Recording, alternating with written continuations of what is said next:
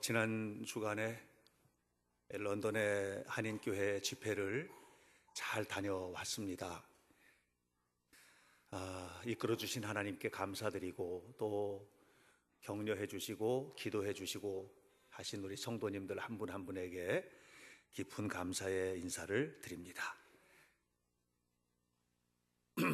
외국을 그냥 여행을 다니면 좋은 것 보고 다니시잖아요. 고생하려고 여행 가는 건 아니죠. 특별한 경우가 아니면. 그래서 가면 좋은 곳에서 쉬고 좋은 것 먹고 좋은 것 보고 이렇게 다니시니까 이런 나라에서 살면 참 좋겠다, 이런 아마 느낌을 느끼실 거예요. 그런데 저는 이제 이렇게 집회를 하면서 성도들을 만나고 그들의 삶을 함께 이야기 나누고 그냥 사는 거 거기서 사는 이야기를 듣게 되지 않습니까? 아이들 교육하는 거 이런 거를 들으면서 이번에는 특별히 좀 내 마음속에 이런 생각이 들었어요. 참 우리나라 같이 좋은 나라가 없구나 하는 생각을 했어요. 신앙적으로도 그렇고 모든 것들이 다 참 잘 갖춰져 있는 나라가 대한민국이다 하는 그런 생각을 했어요. 그동안에는 이제 북한 핵 문제 때문에 외국에서 보는 시각들이 조금 불안하고 한 것들이 있었는데 이번에 남북 정상회담을 너무 잘 마쳤고 이제 또 북미 간의 정상회담도 또 앞두고 있고, 그래서 종전 협정이 이제 완전히 마무리가 되고 이렇게 하면 훨씬 더 마음 편안한 그런 나라가 되지 않을까 하는 생각을 합니다. 외국에서 이제 영국 같은 나라에서 이렇게 살면서도 자식 교육하는 것이 보통이 아니더라고요. 과외 공부 안 시키는 가정들이 거의 없고요. 더 하면 더 했지 덜 하지 않은, 직장 생활하는 것들도 굉장히 힘들어서 이번에 그 교회에 버버리라고 하는 유명한 기업체의 그 이사가 이제 그 교회에 또 계시고, 거기 보니까는 꽤 괜찮은 그런 기업들에서 근무하는 사람들이 있었는데, 근데 이제 그런 분들 얘기 들어보니 그 버버리사 같은 경우에서도 자기가 이제 정규직으로 이렇게 있는 것 같지만 사실은 비정규직이라고 그러면서 실적을 못 내면 그냥 옷 벗고 나가야 된다고 그런 얘기를 하더라고. 그래서 자기 같은 경우에는 아침에 6시에 출근해서 밤 12시에 퇴근할 때가 많대요. 이제 그런 얘기들을 이렇게 듣다 보니까 기업 환경도 그렇고 이런저런 여러 가지 모습들이 그래도 한국은 상당히 인간적인 모습들이 살아있고 참 좋다 하는 그런 생각을 새삼스럽게 했습니다. 여러분, 다른 나라 너무 부러워하지 마시고 대한민국에서 대한민국 사람으로 살고 있는 것에 대해서 감사하시기를 축복합니다. 하나님께서 축복하시는 나라라는 것을 새삼 느끼고 왔어요. 여러분, 우리가 이제 하나님에 대해서 생각을 할 때 하나님이 어떤 분인가 하는 것들을 마음속에 가지고 계시지 않습니까? 하나님은 어떤 분인가? 하나님은 우리가 잘못하면 벌 주시는 분, 하나님은 우리가 살고 있는 이 땅이 아니라 높은 데 계시는 분, 그래서 우리가 감히 가까이 가기 어려운 분이라는 그런 생각을 하게 되잖아요. 그러나 성경을 보면 성경 안에서 말하고 있는 하나님에 대한 얘기는 전혀 그렇지 않은 것을 보게 됩니다. 하나님에 대해서 아주 많이 등장하고 있는, 가장 많이 등장하고 있는 표현 중에 하나가 하나님은 자비로우시며 은혜로우시며 노하기를 더디하시는 하나님, 이렇게 표현을 하거든요. 물론 하나님은 우리가 죄를 지었을 때 우리 죄를 징벌하시고 심판하시고 그런 하나님인 것은 맞습니다. 하나님은 우리가 죄를 지어도 그냥 다 못 본 채 넘어가고 하는 그런 하나님은 아닌 거예요. 그러나 우리가 그런 차원에서 볼 때에 하나님이 형벌 심판하시는 하나님이 두려운 것은 맞는데 형벌 자체가 두려운 것이 아니라는 걸 알아야 돼요. 그 심판 자체가 두려운 것이 아니고 하나님이 왜 형벌을 주시고 심판을 하시는지에 대한 것을 알아야 됩니다.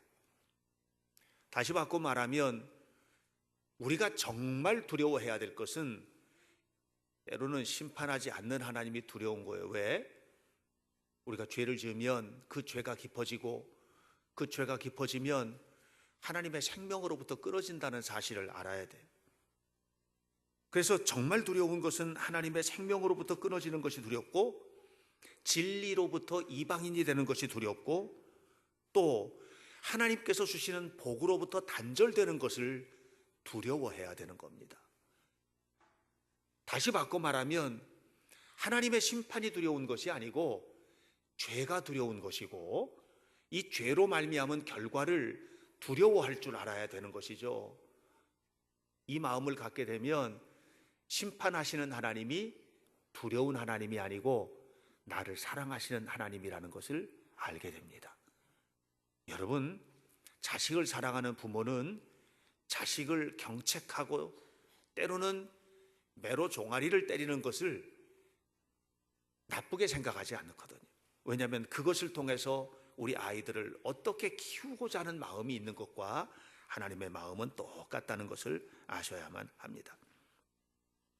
결국 우리가 하나님의 자녀답게 대접받고 하나님의 자녀답게 하나님의 은혜를 받고 하나님의 자녀답게 살아가는 것은 끊임없이 자비로우시고 끊임없이 은혜로우시고 끊임없이 노하기를 더디하시고 때로 우리를 심판하실지라도 여전히 사랑하시는 하나님을 기억해야만 합니다. 마태복음 5장에 중요한 핵심이 있습니다. 오늘 복음서 독서를 마태복음 5장을 읽었는데 이 마태복음 5장에서 이야기하고 있는 아주 중요한 핵심이 뭐냐 하면 하나님 자녀답게 살라는 거예요. 원수를 사랑해라. 서로를 대할 때 아량과 관용을 가지고 살아라. 몹쓸 일에는 절대로 앞장서지 마라. 악한 마귀 사탄처럼 거짓말하면서 살지 말아라. 남을 해치는 일은 하지 말아라. 그렇게 사는 것이 소금으로 사는 것이고 빛으로 사는 것이다 하는 이야기를 마태복음 5장에서는 하고 있습니다. 그런데 우리가 신앙생활을 하면서 하나님의 마음을 가지고 살지 못하고 자주 실수하는 것 중에 하나는 뭐냐면 내가 생각하고 있는 관점으로 이건 옳은 것이고 저건 그른 것이라고 판단하고 사는 거예요. 많은 경우에 그렇게 삽니다.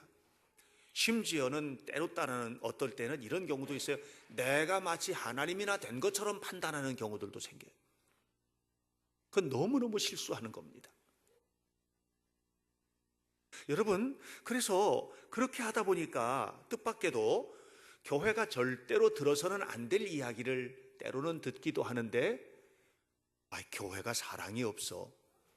이런 말 혹시 들어보신 적 있으세요? 예수 믿는 사람들이 사랑이 없어. 이런 얘기는 들어서는 안 될 얘기거든요. 그러니까 우리는 교회는 사랑하는 공동체여야 하고 예수님을 믿는 사람들은 사랑하며 살아야만 합니다. 그런데 사랑이 없어. 왜 이렇게 사랑을 안 해? 이런 얘기를 듣고 사는 것은 안 되는 거죠.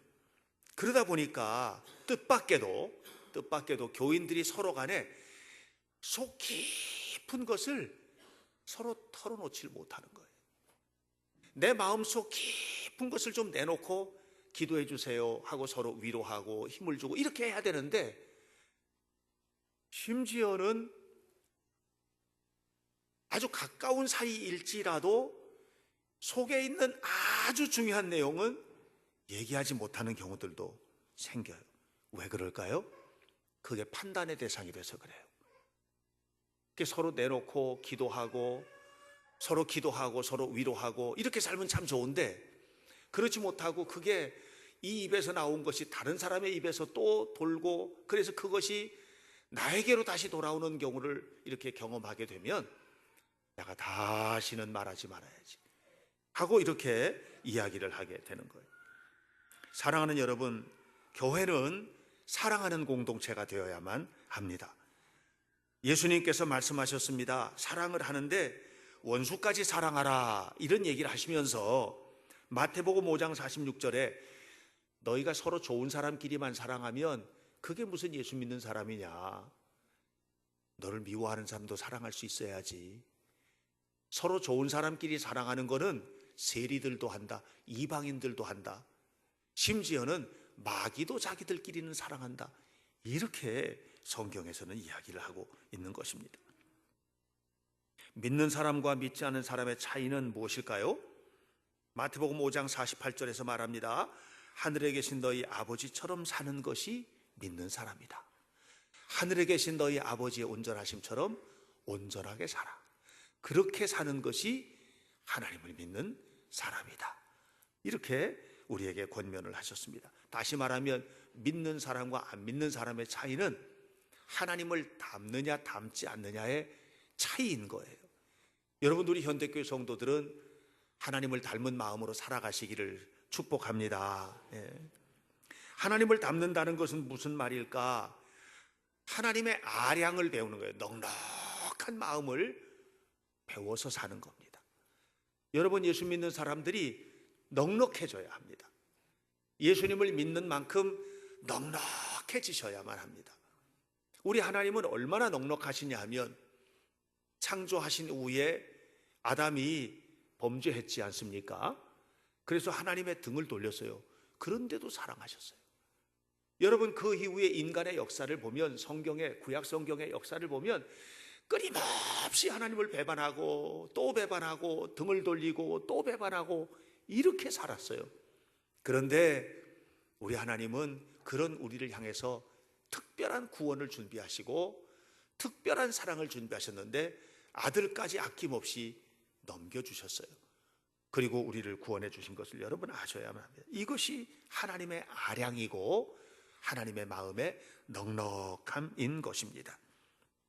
그러므로 여러분, 우리는 하나님의 마음을 품고 살아야만 합니다. 하나님의 마음을 품고 사는 게 그리스도인입니다. 사도 바울은 이것을 이렇게 표현했습니다. 너희 안에 이 마음을 품으라, 곧 그리스도 예수의 마음이니, 그랬습니다. 우리 마음속에 예수님의 마음을 품고 살아야만 합니다. 그렇다면 악으로 악을 갚아서는 안 됩니다. 여러분, 끝까지 사랑하고 끝까지 품어주는 것이 바로 예수님의 마음이기 때문에 그렇습니다. 그러므로 신앙이 좋다는 것은 무엇입니까? 신앙이 좋다는 것은요, 열심히 예배드리는 거 정말 좋은 신앙입니다. 열심히 기도하는 거 정말 좋은 신앙입니다. 그런데 열심히 예배하고 열심히 기도하는데, 그런데 그 안에 하나님의 아량과 하나님의 넉넉함과 하나님처럼 사랑하는 마음이 없으면 깊은 신앙이라고 말할 수 없습니다. 진짜 깊은 믿음은 무엇이냐 하면 하나님을 닮은 마음을 가지고 살아가는 것입니다. 자기를 내려놓고 예수님의 마음을 품고 살아가는 것, 그것이 바로 신앙 좋은 사람의 태도이기 때문에 그렇습니다. 오늘은 우리가 성찬식을 합니다. 여기는 빵을 떼어서 먹을 것입니다. 이 빵은 예수님의 몸을 상징합니다. 여기 있는 포도주를 찍어서 먹을 것입니다. 이것은 예수님의 피를 상징합니다. 예수님의 살을 먹고 예수님의 피를 마신다는 것은 무엇입니까? 내가 그분과 하나 되겠다는 것입니다. 이것을 먹고 마시면서도 세상 사는 사람처럼 살아서는 안 됩니다. 이것을 먹고 마시면서 우리는 기도해야 됩니다. 저도 주님 마음 품고 살게 해달라고. 우리도 하나님처럼 그 마음을 품고 서로를 사랑하고 용서하며 살 수 있도록 도와달라고 기도하셔야만 합니다. 그리고 여러분, 최선을 다하셔야만 합니다. 하나님의 은혜를 받고 순식간에 변화되어서 우리가 예배 끝나고 나면 정말 악한 사람까지도 다 용서할 만큼 변화가 될 수 있다면 얼마나 좋겠습니까? 그러나 여러분, 우리의 육신의 인간성은 결코 그렇지가 않습니다. 그러므로 여러분, 우리는 끊임없이 나 자신을 쳐 죽이고 복종시키는 노력을 해야 되고, 바로 이런 헌신 속에서 살아계신 하나님의 은혜를 누리게 되는 것입니다. 사랑하는 여러분, 오늘 이 성찬식이 주님을 먹고 주님을 마시는 것을 통해서 하나님 닮은 믿음으로 세워지는 은혜롭고 복된 예배가 되기를 예수님 이름으로 간절히 축복합니다. 기도하겠습니다. 이 시간 조용한 마음으로 하나님, 저도 주님 닮은 믿음으로 살게 해달라고 간절한 마음으로 하나님의 성령께서 우리를 도와달라고 기도하며 거룩한 주님의 성찬을 준비합니다.